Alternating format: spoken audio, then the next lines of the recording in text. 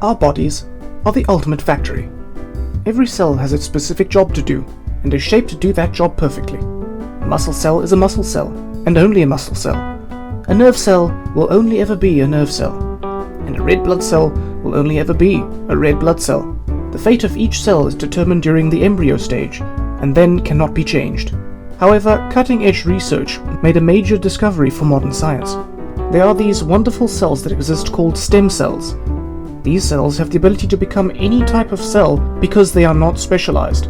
Scientists were hugely excited by their discovery because they can be used to repair damaged organs, bones, or cartilage. They could also be used to help treat diseases, such as by making new brain cells to treat people with Parkinson's disease. Or they could be used to repair damaged immune systems, and even reverse paralysis or regrow lost limbs. The discovery of stem cells is huge for modern medicine and could have a massive impact. There are two types of stem cells in humans: embryonic stem cells and adult stem cells.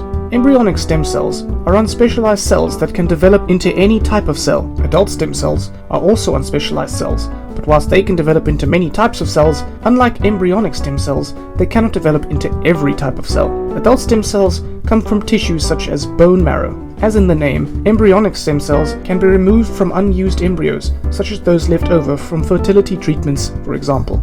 Whilst the discovery of stem cells offers huge potential for modern medicine, there are many social and ethical considerations that need to be taken into account. A lot of research was, and still is needed, to find out exactly how they work and how we can control them to do what we want, and not just grow uncontrollably. Stem cells are already being used in treatments. Currently, in 2016, there is a trial study underway to use stem cells to reboot the immune system of multiple sclerosis sufferers to enable them to regain some mobility. Using stem cells to treat diseases and conditions of the blood and immune system are currently the most widely used stem cell treatment. Over 26,000 patients are treated with blood stem cells in Europe annually. A new stem cell treatment has recently been approved for repairing damage to the cornea. Stem cell treatments are also being used in rhino conservation efforts, as well as other endangered species. One big social and ethical debate around stem cells is therapeutic cloning. This is the concept of cloning a patient, growing an embryo from the clone cells, and then extracting stem cells from the embryo to grow a specific organ needed by the patient. The patient's body would not reject this organ, as it is made from the patient's own cells. The ethical debate focuses on defining when does life start. Is the embryo alive? People also don't like the idea of us playing God. We will look at the process of cloning in another video.